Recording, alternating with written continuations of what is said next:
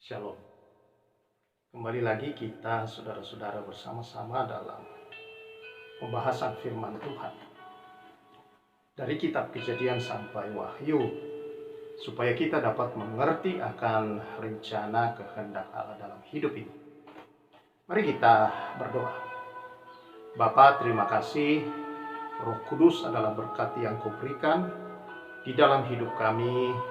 Penyertaan-Mu yang begitu sempurna yang menjadikan kami mengenal Tuhan dengan baik dan benar. Demi nama Yesus, berfirmanlah bagi setiap kami. Amin. Saudara-saudara yang saya kasihi di dalam Tuhan Yesus Kristus, hari ini kita sudah sampai pada kitab Hakim-Hakim pasal yang keempat. Dalam kitab Hakim-Hakim pasal yang keempat, seperti yang kita sudah baca di ayat pasal sebelumnya, bahwa bangsa Israel, saudara-saudara, setiap kali tidak ada pemimpin, mereka melakukan yang jahat di mata Tuhan dengan berbuat dosa, yaitu melakukan penyembahan kepada berhala bangsa-bangsa atau orang-orang Kanaan yang masih tersisa di tengah-tengah mereka.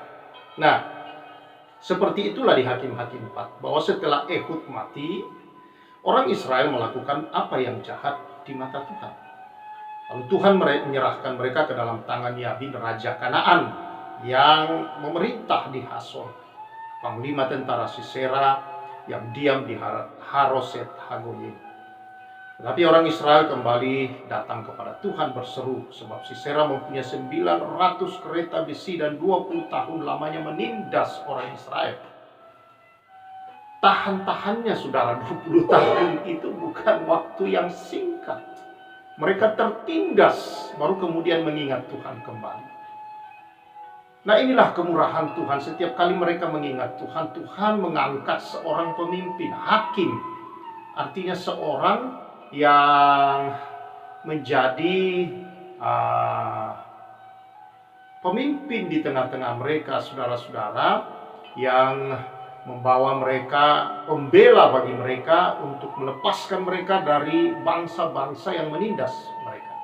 Kali ini, saudara, adalah seorang perempuan yang bernama Deborah.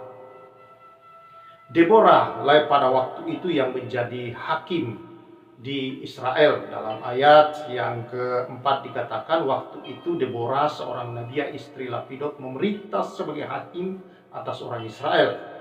Ia biasa duduk di bawah pohon korma Deborah antara Rama dan Betel di pegunungan Efraim, dan orang Israel berhadap dia untuk berhakim kepadanya.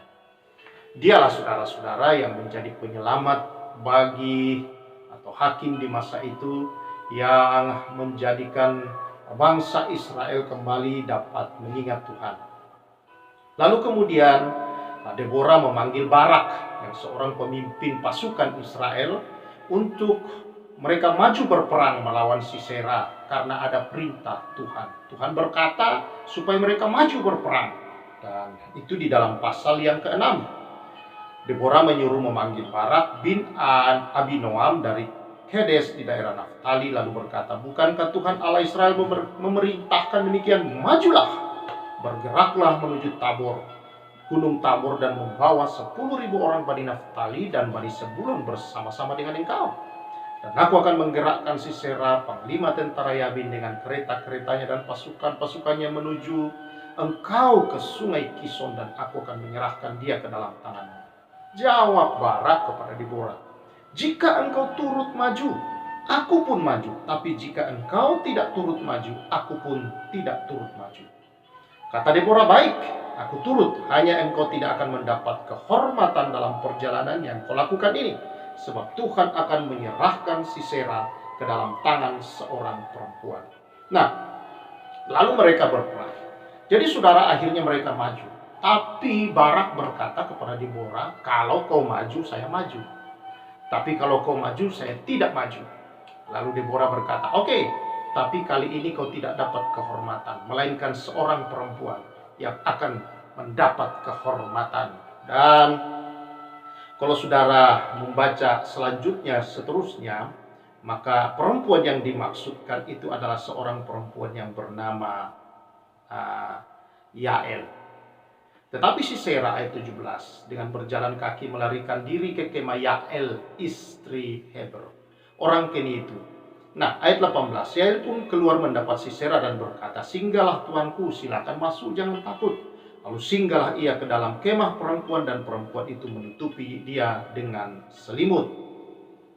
Nah, tetapi saudara-saudara, ayat yang ke-21 berkata begini, "Tetapi Yael istri Heber mengambil patok kemah, diambilnya pula palu, mendekati raja itu diam-diam. Lalu dilantaknya lah patok itu masuk ke dalam pelipisnya sampai tembus ke tanah, sebab ia telah tidur nyenyak karena lelahnya, maka matilah orang itu." Saudara yang saya kasihi di dalam Tuhan Yesus Kristus, kali ini saudara-saudara, yang ditonjolkan menjadi seorang hakim adalah wanita. Dan yang menjadi pahlawan kali ini saudara-saudara adalah seorang perempuan juga. Wah, ini ada Wonder Woman saudara-saudara yang bernama Yael. Dan ini adalah sesuatu yang tidak biasa di dalam budaya pada masa itu saudara. Karena budaya yang mereka anut adalah budaya di mana pria memiliki kedudukan yang jauh lebih tinggi dan tidak bisa dipimpin oleh perempuan. Perempuan adalah wanita atau adalah manusia kelas bawah, saudara-saudara, kelas di bawah dan tidak setara dengan pria pada masa itu. Tetapi saudara, di sini kita melihat bahwa Tuhan tidak pernah memandang gender.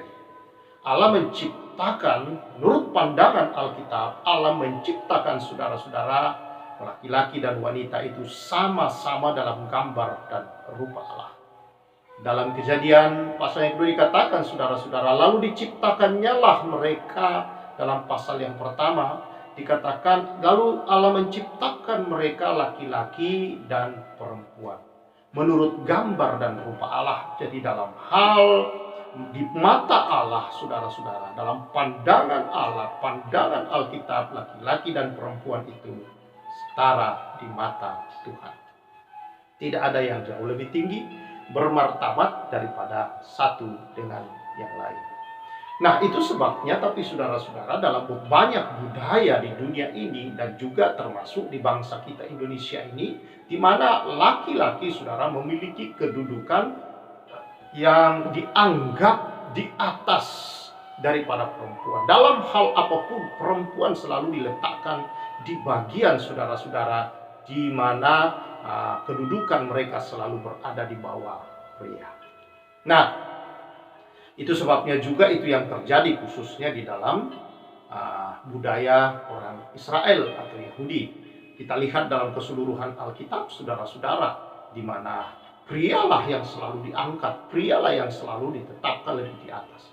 Tetapi Allah, saudara-saudara, di dalam penciptaannya dan di dalam tujuannya, saudara-saudara, di dalam kasihnya, saudara, tidak pernah membedakan akan hal itu. Kita melihat bahwa Tuhan menunjukkan kepada umat Israel, kepemimpinan wanita dengan pria ternyata sama saja. Mereka sama-sama bisa memimpin. Bahkan kita melihat Barak, pemimpin pasukan itu, tidak berdaya kalau tanpa seorang perempuan yang memotivasinya bernama Deborah. Dan saudara, kehormatan akhirnya tidak jatuh kepada pria, tetapi kepada wanita. Ini semua saudara-saudara adalah sebuah gambaran buat kita bahwa Allah tidak membedakan gender, setaraan gender. Nah, di dalam perjanjian baru pun demikian saudara-saudara.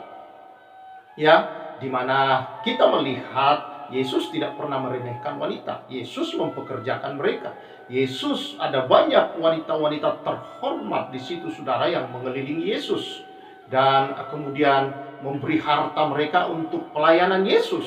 Kalau kita membaca dalam kitab Injil saudara-saudara, mereka kita lihat bahwa kemudian tetap dipakai oleh Tuhan. Hanya memang dalam beberapa hal saudara-saudara, karena watak kadang-kadang sehingga dan budaya pada masa itu, maka Rasul Paulus berkata wanita tidak usah berbicara di dalam pertemuan-pertemuan orang-orang percaya, tapi biarlah wanita di rumah saja mengurus rumah tangga. Bukan berarti Rasul Paulus saudara-saudara itu merendahkan, karena kita lihat juga dalam pelayanan Rasul Paulus Ada wanita-wanita yang menjadi pembantu dan melayani bersama-sama, bahkan dia angkat menjadi pemimpin seperti Febe, saudara-saudara. Seperti ada Priscilla dan yang lain-lainnya. Dan saudara yang saya kasihi, ya, Rasul Paulus sendiri menuliskan bahwa bagi Tuhan tidak ada lagi Yahudi, tidak ada Yunani, tidak ada laki-laki, tidak ada perempuan, semua sama di mata Allah, kata Rasul Paulus. Berarti saudara-saudara, dalam hal kita diciptakan Tuhan, tidak ada yang lebih di atas dan tidak ada yang lebih di bawah. Hanya saudara-saudara yang perlu kita sadari adalah ketika berbicara tentang masalah fungsi. Ketika bicara masalah fungsi, saudara-saudara, maka memang Alkitab berbicara dalam Efesus maupun Kolose bahwa pria adalah kepala, dan kemudian saudara-saudara bahwa kepala daripada istri, dan sama seperti Kristus adalah kepala daripada jemaat. Nah, saudara, ini dalam hal fungsi. Kenapa Tuhan menempatkan seperti itu, saudara-saudara, bahwa dia adalah kepala, dialah yang memimpin, dialah di atas yang memikirkan, membuat keputusan dan sebagainya. Tetapi saudara-saudara, itu sebabnya wanita dikatakan tunduklah kepada kepala itu. Di mana-mana pemimpin kepala itu dihormati. Nah, saudara, yang menjadi persoalan seringkali mengapa terjadi kekacauan karena banyak yang mau mengambil kedudukan kepala. Banyak yang mau memposisikan diri yang bukan kepala mau jadi kepala. Nah, ini yang berbahaya. Dan wanita atau perempuan diciptakan Tuhan sebagai penolong, saudara-saudara, di sini. Artinya bagaimana dia membuat kepala untuk menduduki posisinya sebagai kepala. Karena kepala banyak yang lupa juga, saudara-saudara, bahwa dia kepala. Lalu muncullah istilah DKI, di bawah ketiak istri. Nah, saudara-saudara yang saya kasih di dalam Tuhan Yesus Kristus, ini adalah hal yang tidak normal dalam berbicara tentang fungsi. Dalam kesetaraan gender kita sama setara di hadapan Tuhan. Tetapi di dalam fungsi, saudara-saudara, kita harus menempati posisi masing-masing. Saudara, engkau dikatakan kepala, tetapi bukan pemimpin yang adalah bos, tetapi engkau pemimpin yang harus mengasihi, yang adalah pelayan bagi orang-orang yang kau pimpin. Nah, saudara, bagi perempuan atau wanita atau bagi seorang istri, maka dia adalah penolong. Artinya bagaimana dia membuat posisi kepala bisa dihormati. Karena kehormatan seorang kepala, saudara-saudara, itu membuat kebanggaan bagi sang istri sendiri, kebahagiaan bagi sang istri. Nah, tetapi kalau dia memberontak terhadap kepala, disinilah kehancuran, benturan-benturan terjadi, saudara-saudara, dan berbagai hal-hal yang tidak kita inginkan dalam keluarga. Demikian pun di dalam jemaat Tuhan, di dalam gereja Tuhan. Jadi, saudara-saudara yang saya kasihi, kalau bicara gender dalam hal di mata Allah, pandangan kita, Allah kita diciptakan sama, laki-laki perempuan, tidak ada yang lebih tinggi, tidak ada yang lebih rendah. Tetapi ketika kita bicara fungsi, khususnya di dalam sebuah keluarga, saudara-saudara, baik keluarga Allah di gereja maupun keluarga Allah dalam bentuk keluarga kecil seperti keluarga kita masing-masing di rumah, maka itu lain persoalan. Di sana ada fungsi masing-masing, saudara-saudara. Nah, kita lihat bahwa Allah menghormati itu, saudara-saudara. Allah menghormati kesetaraan gender itu. Maka kita melihat dia mengangkat Deborah, dia memberi kehormatan kepada Yael. Bahkan kita melihat wanita-wanita yang di luar Israel diberi kehormatan secara khusus, saudara-saudara. Bahkan ada kitab, saudara-saudara, yang adalah khusus nama wanita, yaitu Ruth. Kita menemukan juga kitab yang bernama Esther, seorang pahlawan wanita. Jadi ada banyak Wonder Woman, saudara-saudara, di dalam kitab ini yang jago, yang hebat, yang jadi penyelamat bangsa. Bahkan kita tahu, saudara-saudara, Ruth kemudian menurunkan Mesias, keturunannya menurunkan Mesias. Kita melihat juga Rahab, perempuan Kanaan itu, saudara-saudara, yang juga dipilih oleh Tuhan, saudara, untuk menjadi masuk dalam silsilah daripada Tuhan Yesus Kristus. Wanita yang tidak berharga, tidak bernilai, wanita asusila, saudara-saudara. Tetapi karena iman, maka dia menjadi orang yang dipilih oleh Tuhan menurunkan Mesias. Kita lihat kembali ke dalam Kejadian pasal 3 ayat 15. Allah berkata kepada Hawa bahwa keturunanmu akan meremukkan kepala ular, bukan keturunan Adam. Di sini wanita mendapat penghormatan tinggi. Wanitalah yang digoda, tetapi wanita jugalah yang melahirkan sang juru selamat menghancurkan kepala ular. Jadi dia bertanggung jawab penuh, saudara-saudara. Karena itu mari kita dalam hidup ini, saudara, tahu apa yang seharusnya kita lakukan. Bahwa dalam kehidupan kita ini tidak ada yang namanya gender, laki-laki lebih tinggi derajatnya daripada perempuan. Sama, saudara-saudara.